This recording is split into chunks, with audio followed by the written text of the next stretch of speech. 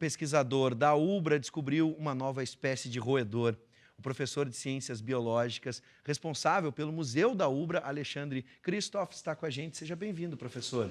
Boa noite. Uma descoberta de um roedor, professor.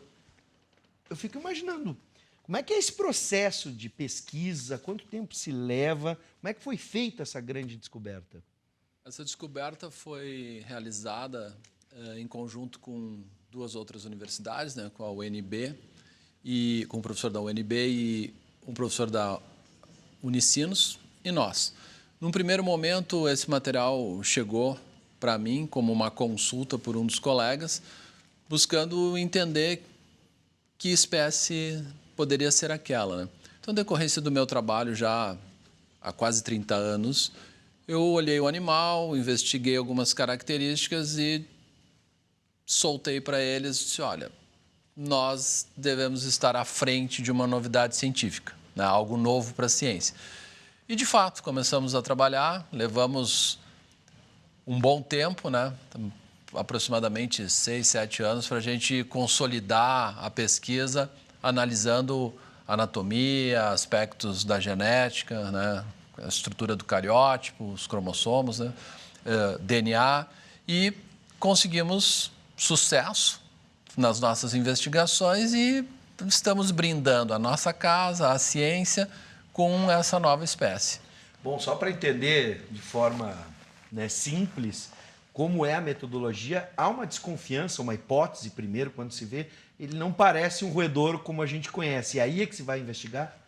Essa situação transcorre em decorrência da experiência do trabalho que se faz, né? Então, nós estamos trabalhando com isso no dia a dia e, a partir de algumas análises, sempre se começa pela anatomia, que é algo, digamos assim, mais básico, mas exige um profundo conhecimento.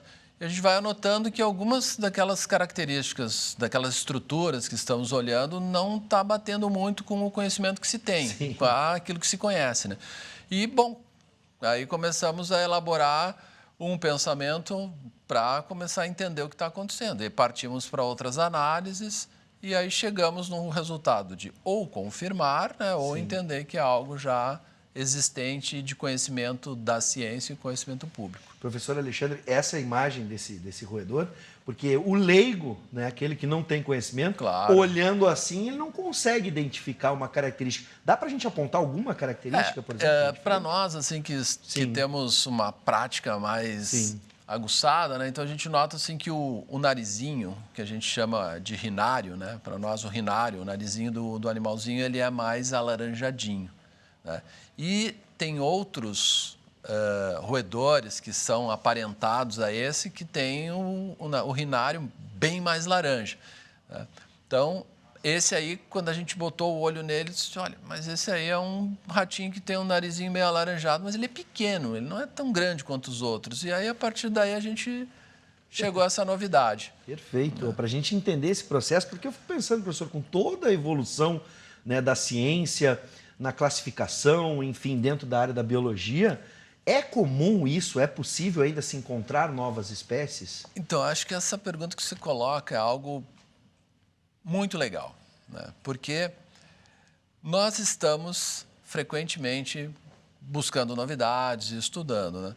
E o Rio Grande do Sul, ou o sul do Brasil, ou o extremo sul do Brasil, nessa região geográfica que envolve Uruguai, o leste da Argentina, essa região toda, embora ela tenha sido uma região que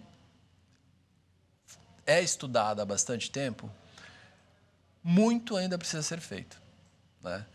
Então, na medida que se aprofundam os estudos, se verifica que nós não conhecemos a diversidade, a riqueza de espécies, o número de espécies que ocorrem nessa região, como se pensa conhecer. Então, as investigações que nós temos conduzido nos levam a entender que não conhecemos essa riqueza e que muito deve ser feito. E isso é um contraste, se formos avaliar que o Rio Grande do Sul é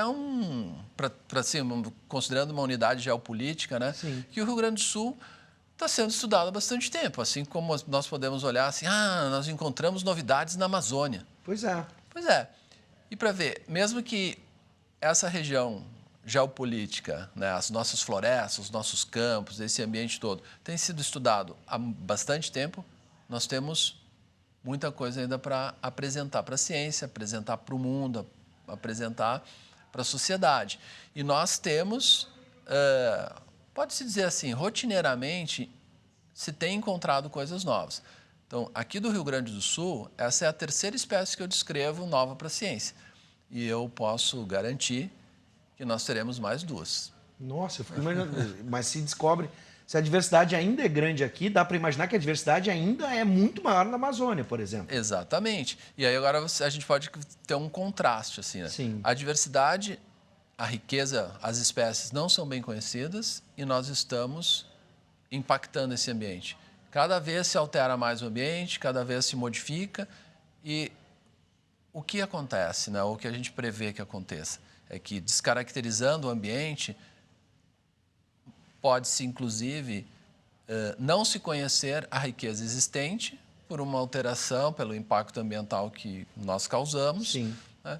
E nós não teremos essa informação para o futuro. Pode pensar, por exemplo, que essa espécie pode ser extinta. Ela é uma espécie rara? Dá para a gente dar uma rotina, por exemplo, desses animais? Então, ou desse animal especificamente? Então, assim, esse animalzinho, essa espécie, ela está dentro de um gênero. Né? A classificação que a gente usa na ciência. Né? Então, está dentro de um gênero. As espécies relacionadas a esse gênero, elas são arborícolas.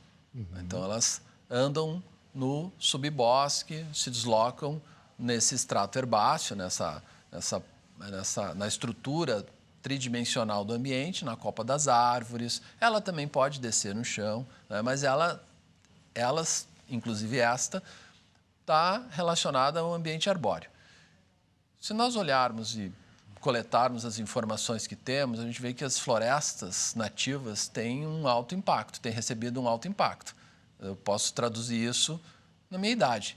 Né? Então, há 50 anos atrás, nós tínhamos bosques maravilhosos e com a extração de madeira, né, tal, e outras questões, as florestas nativas reduzem em tamanho.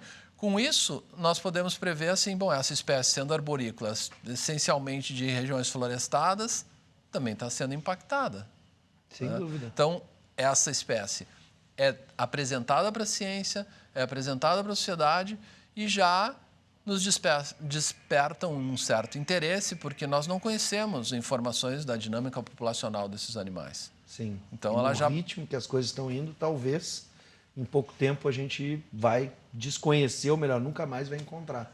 É uma situação que vivemos, né? Porque, veja bem, nas coleções, que é extremamente importante, a presença de um museu com coleções fortes para o estudo da ciência, né? Para o estudo da diversidade, precisa ter uma representatividade. Se nós não temos essas coleções, se nós também não temos oportunidade de coletarmos esses animais com cautela, com prudência, com ética, a gente pode não saber nem que eles existem. Pois é.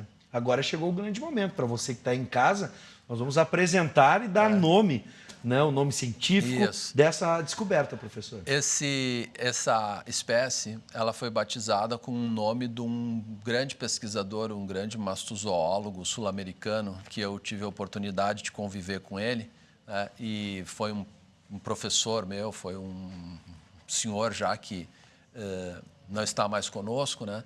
Então, nós demos o nome de Ximenese, e aí o nome do gênero é Juliomes, Juliomes ximenese. Então, em homenagem a esse pesquisador uruguaio que trabalhou no sul do Brasil, trabalhou aqui no Rio Grande do Sul, trabalhou em Santa Catarina, na Universidade Federal, e aí nós fizemos uma homenagem que teve uma repercussão grande também, porque as pessoas todos se sensibilizam por ver alguém importante ser homenageado. Ele não tinha nenhuma homenagem, essa foi a primeira homenagem prestada. Justíssima, né, professor?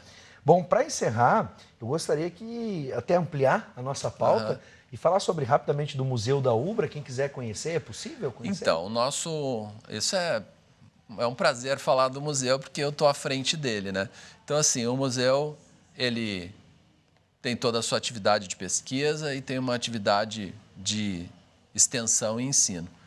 E a extensão, então, é a nossa exposição, o nosso trabalho, que está aberto à comunidade. Então, está aberto a visitação de escolas, está aberto a visitação dos nossos acadêmicos de outras universidades. Então, nós temos uma boa inserção e estamos abertos, de portas abertas, para receber todos que estiverem interessados.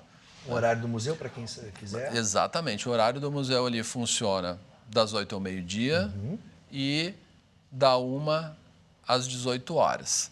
Então, nós temos visitas agendadas, as escolas podem agendar visitas conosco, outros grupos também. Nós fizemos uma visita orientada, despendemos toda essa atenção às pessoas que nos procuram. Então, o museu é uma referência, o nosto curso de biologia, de ciências biológicas, né, que eu estou integrado, nós obtivemos a nota 4 no ENAD esse ano, estamos em ascensão, crescendo, vamos buscar uma nota melhor ainda, né, então também estamos receptivos. Muito orgulho. Olha, estamos celebrando três grandes notícias aqui. A descoberta deste novo roedor, o museu, que cresce, e quem quiser saber mais, e o número de visitações, eu tenho certeza que está aumentando. Tem algum telefone, professor, para agendamento? É o telefone da universidade, né, o 34774000, e o ramal é 2350. Nós temos o nosso corpo técnico para receber. No site também tem informações, www.ubra.br. Você de casa pode acessar, e também essa nota do ENAD sensacional, que qualifica muito bem o nosso curso. Então, isso realmente é a nossa coordenação, o esforço do grupo, porque cada um contribui com um quinhão para a gente colher esses frutos, né? Estamos muito felizes. Parabéns mais uma vez, professor. Muito orgulho mesmo. Eu é que agradeço a oportunidade. Seja sempre bem-vindo e traga mais descobertas, porque o pessoal realmente está trabalhando lá. Descobrir um trabalho não é fácil, professor. Para o próximo ano, acho que teremos mais uma novidade aí. Mas seja bem-vindo sempre. Temos que trabalhar bastante. A cadeira já está reservada para o próximo ano. Muito obrigado.